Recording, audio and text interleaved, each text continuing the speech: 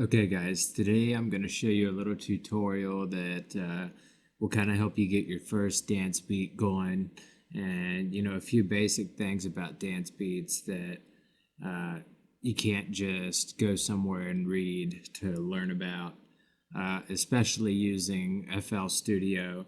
And some of the basic tools that FL Studio offers you is more than enough for you to produce fairly good dance beats, depending on your own skill, of course. And so to get started, what I did is the reason I'm having to narrate this after the fact is my chords were all screwed up, and the program reset my input on me, so now I'm having to take the file and narrate it. So here we go. The first thing I did was I made a kick channel. I put a peak controller on it, and of course I selected a kick out of my library here, and that kick is, of course, I right clicked and I hit fill each 4 steps, which gave me this 4-step kick. I'm like, okay, so let's see here. The second thing I wanted to do was I wanted to show that you can make a pretty good dirty bass line with the 3x oscillator. And so I also set my tempo to around 128 because I like my dance music to be kind of progressive and not so much something that somebody would want to jump to, but something that somebody would want to move their hips to instead. Anyways, so I made this bass line, and all I did was I reset the tuning. I right click and hit reset, right click and hit reset, right click and hit reset, right click and hit reset. Well, not that one. I put it at the same volume as the other ones. And I made this one a sine wave, or a parabola, which is this, the one with no edges. And this is a sawtooth, and this is a square. The sine wave is a smooth tone. It doesn't have very much harmonic sound to it, and harmonic sound is something that you're going to want to have in your songs. So I selected the square wave and or the sawtooth and the square wave. See, basically any waveform that has an edge on it is going to have some type of harmonic value to it, but the parabola or the sine wave is not going to have any harmonic value. And the second thing I did, well, fuck, that's a million things, but anyways, okay, so I loaded this peak controller up, and I adjusted the bass. So, wait a minute.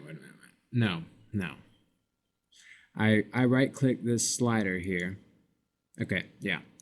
I loaded the peak controller up on the kick channel, and then I right-clicked this slider on the bass, and I went to Link to Controller.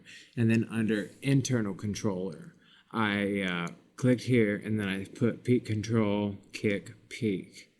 Okay, so that means that the peak of the kick is going to control the volume of this slider here on the mixer. Anyways,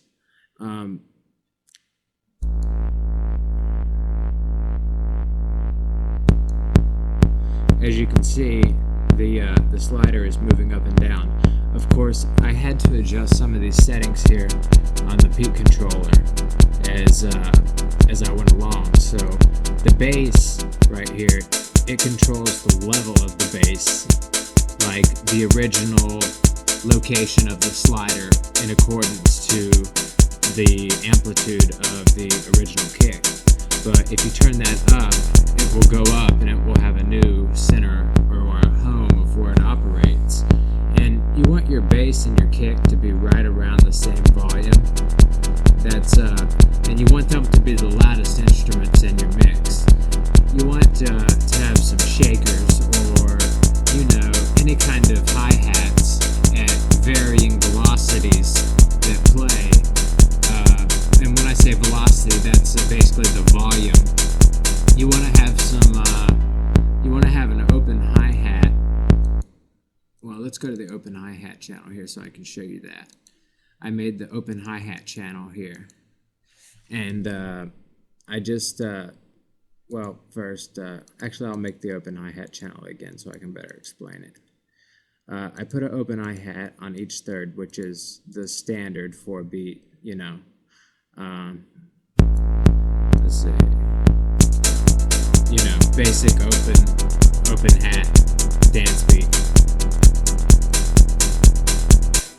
Okay, and then I went right-clicked the sample and went to piano, and I went to send to piano roll.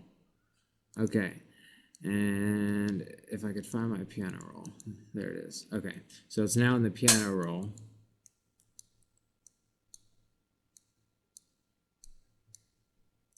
And then down here, well, I added some more notes in on each beat, but I made them barely audible down here so that it acts as more filler sound and gives the song a little bit more, I guess you would say, motivation.